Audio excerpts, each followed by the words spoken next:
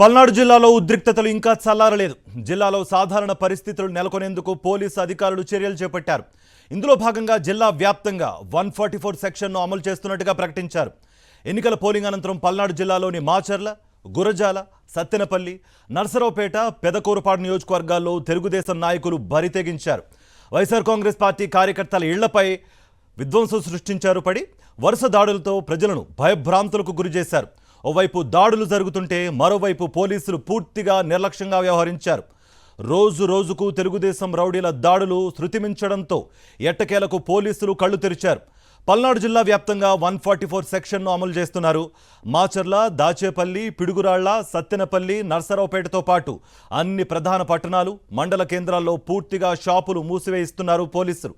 జిల్లాలో 144 సెక్షన్ అమల్లో ఉందన్న ఎవరైనా గుంపులుగా ఉంటే చర్యలు తప్పవని హెచ్చరిస్తున్నారు. సమస్యాత్మక ప్రాంతాల్లో అదనపు బలగాలతో భారీ బందోబస్తు ఏర్పాటు చేశారు పోలీసు అధికారులు.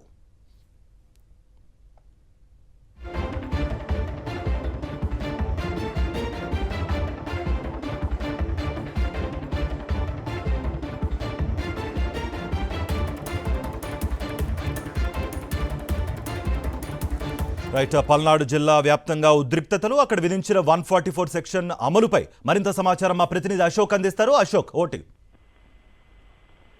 పల్నాడు జిల్లాలో ఎన్నికల అనంతరం ఉద్రిక్త వాతావరణం నెలకొంది. పూర్తి స్థాయిలో తెలుగుదేశం నాయకులు ఎవరైతే వైఎస్ఆర్ కాంగ్రెస్ పార్టీకి ఓటు వేశారో, అలానే ఎవరైతే వైఎస్ఆర్ కాంగ్రెస్ పార్టీకి అండగా ఉన్నారో వాళ్ళందరిపైన టార్గెట్ చేసి దాడులు చేస్తూ ఉన్నారు.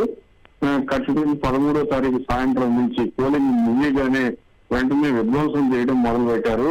దాదాపు 25 గ్రామాల్లో దొరికిన వారిని దొరికినట్టు కొట్టారు. అలానే వాళ్ళ ఇళ్ల మీద వైఎస్ఆర్ కాంగ్రెస్ పార్టీ ఇళ్ల పైన ధ్వంసం చేశారు.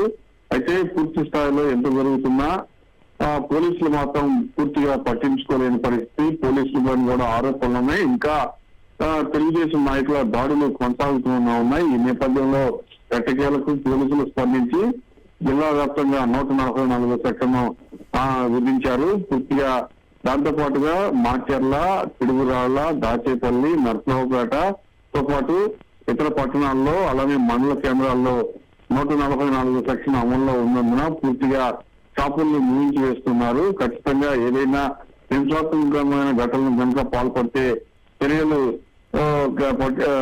ఉంటాయని కూడా హెచ్చరిస్తున్నారు. ఇప్పటికే సమస్యాత్మకమైన ప్రాంతాల్లో భారీ స్థాయిలో కేంద్రం నుంచి దిగిన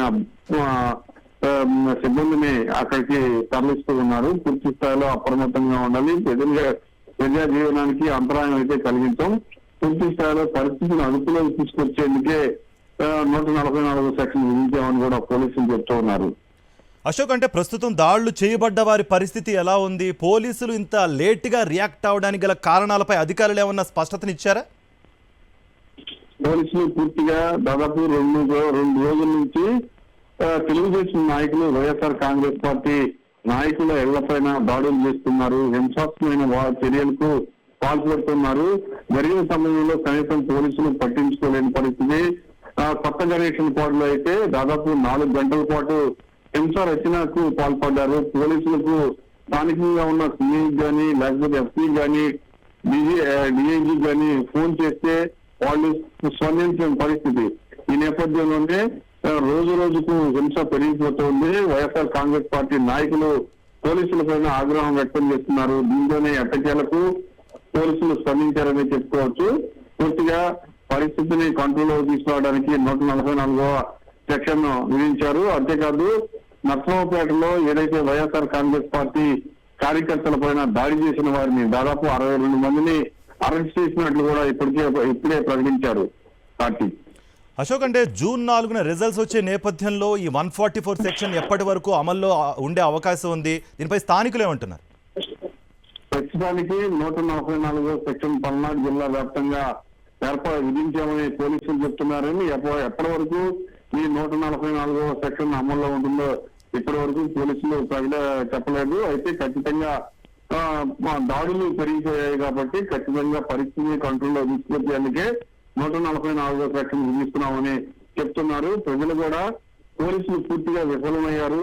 భారీ స్థాయిలో తెలుగుదేశం పార్టీ నాయకులు కార్యకర్తలు దాడులు చేస్తూ ఉంటే పూర్తిగా కళ్ళప్పగించి చూస్తున్నారే గానీ పోలీసులు చర్యలు తీసుకోలేదని ప్రజల నుంచి తీవ్రమైన ఆగ్రహం వెలువడిన నేపథ్యంలోనే 144వ సెక్షన్ అమలు చేస్తున్నారని పోలీసులు బయట ప్రచారం జరుగుతోంది. Right Ashok, thank you for the brief.